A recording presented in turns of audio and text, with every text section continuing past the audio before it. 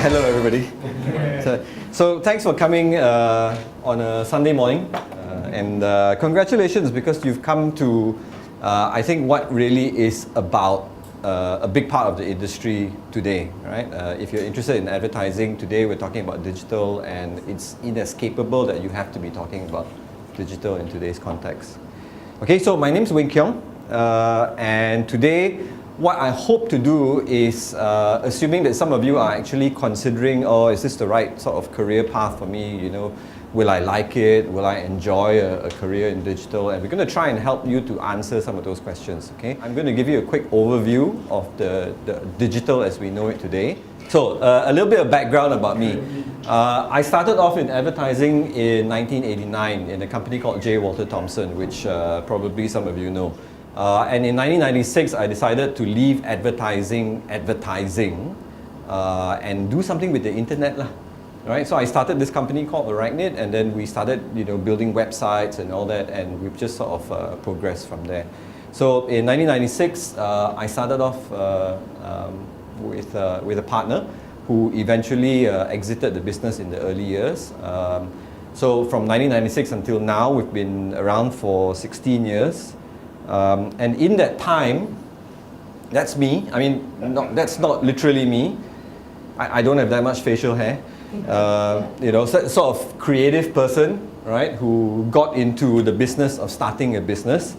And for me, one of the biggest learning curves and one of the biggest challenges was getting from a creative person into the business world and having to worry about how we're going to pay the bills, how we're going to pay employees, and all the rest of that.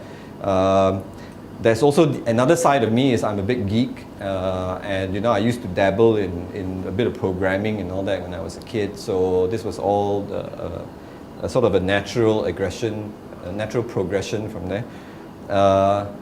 Also having to play strategist, and I was very lucky because I came from JWT at the time when JWT was probably one of the most strategic agencies out there. But through the course of running my own business and setting up an agency, I've really learned my true value. And so today my role, is really, doing the things that, other people don't want to do, right? So I make coffee, clean the toilets, and all the rest of that. So a little bit about Arachnid. Currently we have about 60 people, of which Kelvin, David, and me are some of them. And we're very lucky.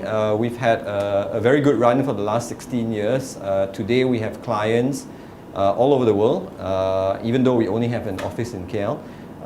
And the work that we do covers about 25 markets. And we've also done very well at awards. Most notably, we've won 11 Agency of the Year titles in the last 4 years, right? So that's something that we're very proud of as a local agency. And we're very blessed to have some very good clients, some really exciting accounts and some really big accounts as well. So enough about that background of Arachnid. What I really wanted to cover today is something that we've been hearing for the last 16 years, ever since I started Arachnid. And what everybody is always talking about is that the future is digital. And that reference to sci-fi, I think, is an interesting one, because a lot of the sci-fi realm is about things that we don't understand and things that we imagine are greater than they really are.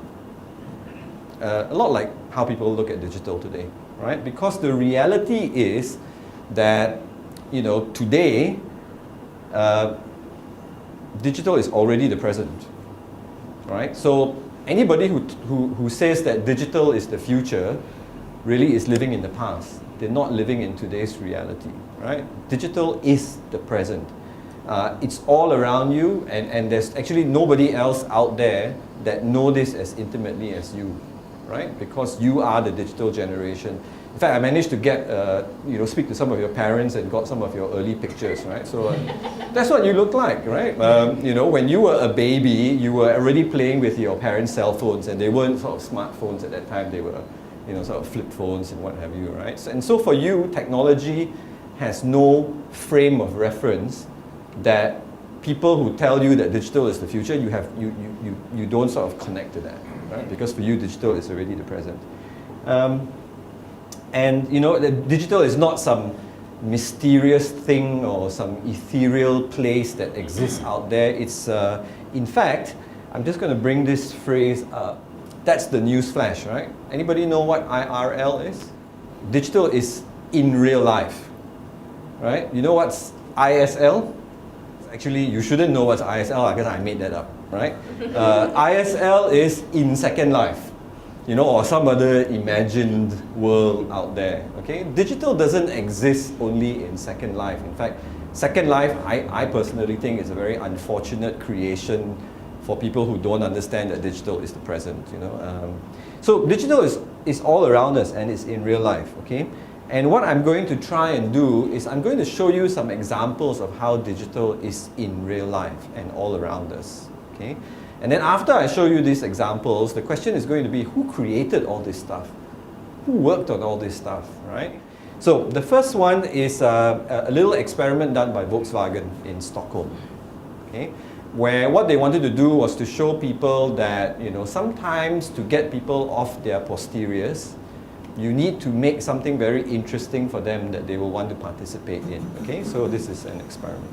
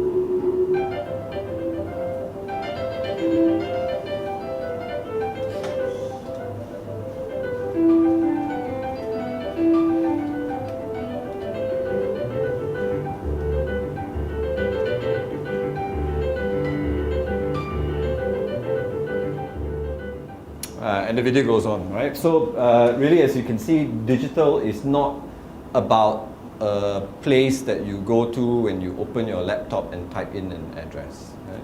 Digital really literally is all around us.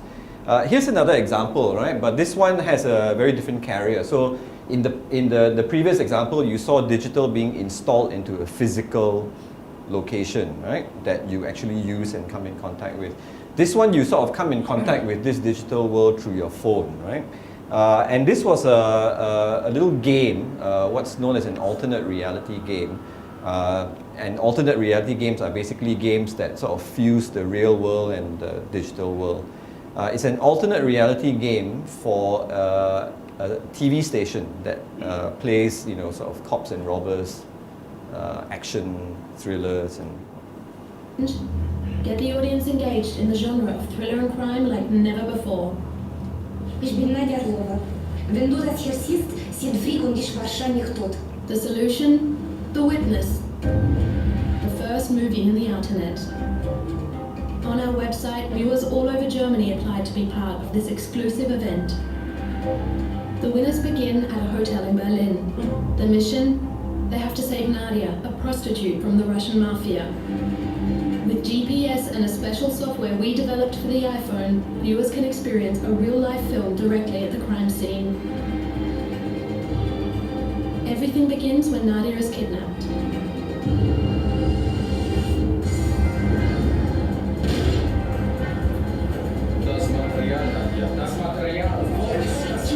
Now the viewers have to take action.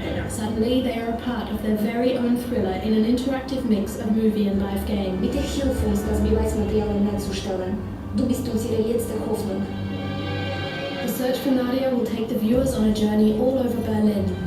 They have to navigate their way through various locations and make crucial decisions. The smartphone becomes a key essential tool in order to stay in the game. du da? Viewers cannot witness the action passively. They have to collect evidence and data and communicate with their opponents. The viewers need to overcome their fear and constantly be aware of Nadia's kidnappers. Du bist zu spät. Sie muss mehr schnell weg. Steigen Sie The ein. borders between reality and fiction dissolve completely. Actors from film appear unexpectedly. They can be an ally or an enemy. It's a battle against time, and depending on the decisions, one can be the hero of the film Aber Sie hätten mir nicht vertrauen dürfen. or the next fatal victim of the Russian mafia. Right, so this obviously got a lot of attention. A lot of people, wanted to play this game, wanted to get in on it, and of course, as a result, knew about that particular TV station. Right. So here's another example. This is one that I personally like very much. It's also a physical installation built into a physical location, right? And it's very, very self-explanatory. So I'm going to let you watch it yourself.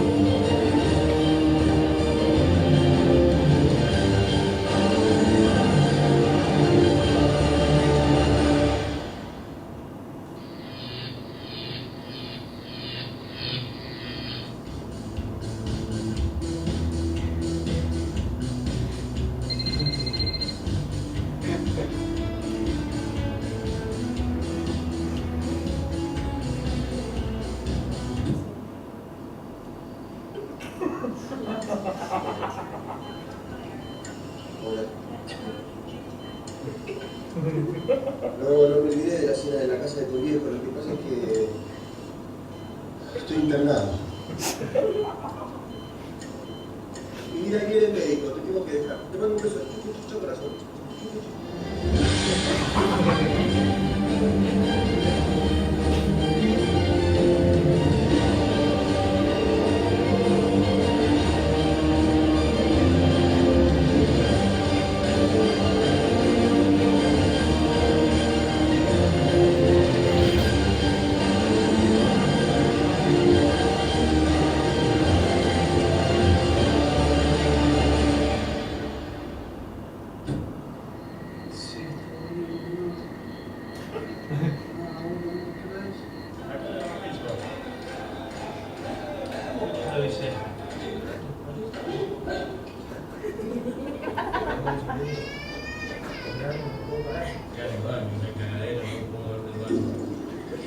¿No le dedicas al gimnasio? Estoy en un entrenamiento de 10 kilómetros. No voy a llegar, ¿eh? Mi amor, no sabes lo que me ha pasado.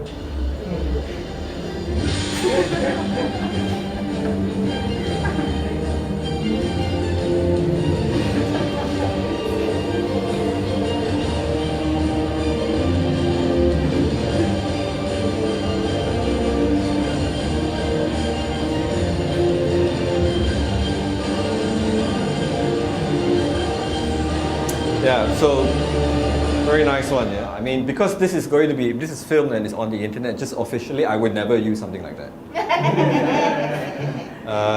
So I think now you're starting to get what I mean when I say that digital is not a place that you go to, or it's not a website that you bring up. It's all around you, right? And I'm just going to finish off with one last example of that. This one is a little bit more serious, but it has real implications for a brand. All right, that is trying to, and I'm sure some of you have seen some of these examples, right? Also quite self-explanatory, so I'll just let you. South Korea is a unique market. Tesco has been evolving itself, adjusting to the local market. It even changed the name itself from Tesco to Home Plus. And at last, it grew to rank number 2 in Korea. But Tesco had to overcome one obstacle, a fewer number of stores compared to the number 1 company, E-Mart. Mission: could we become number 1 without increasing the number of stores? We made an in-depth study into Koreans once more. Koreans are the second most hardworking people in the world. For them, grocery shopping once a week is a dreaded task. So we decided to approach these busy and tired people. Idea: let the store come to the people. We created virtual stores, hoping to blend into people's everyday lives. Our first try was subway stations. Although virtual, the displays were exactly the same as actual stores, from the display to the merchandise. Only one thing was different. You used smartphones to shop. Scan the QR code with your phone, and the product automatically lands in your online cart.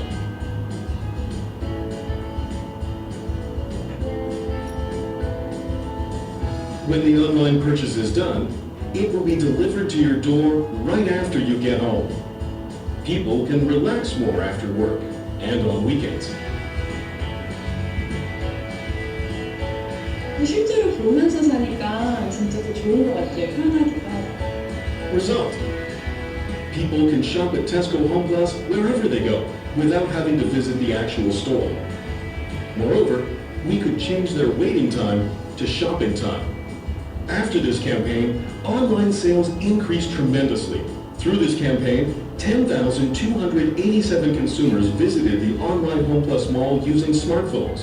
The number of new registered members rose by 76%, and online sales increased 130%. Currently, Home Plus has become number 1 in the online market and is a very close second offline. So converting waiting time into shopping time, right? And I think there's a very good sort of summary of what it means when digital is in real life. Because you can think of digital as a destination that you go to or something that you have to bring up. But then if that were the case, you would still have to go home, right? You would open up your laptop and then you would spend the next 15 minutes shopping online. You've also just lost 15 minutes, right? But if you're going to spend, the 8 minutes or whatever in the train station anyway just to get home, suddenly, that digital ability has taken over that 8-minute wait period, right?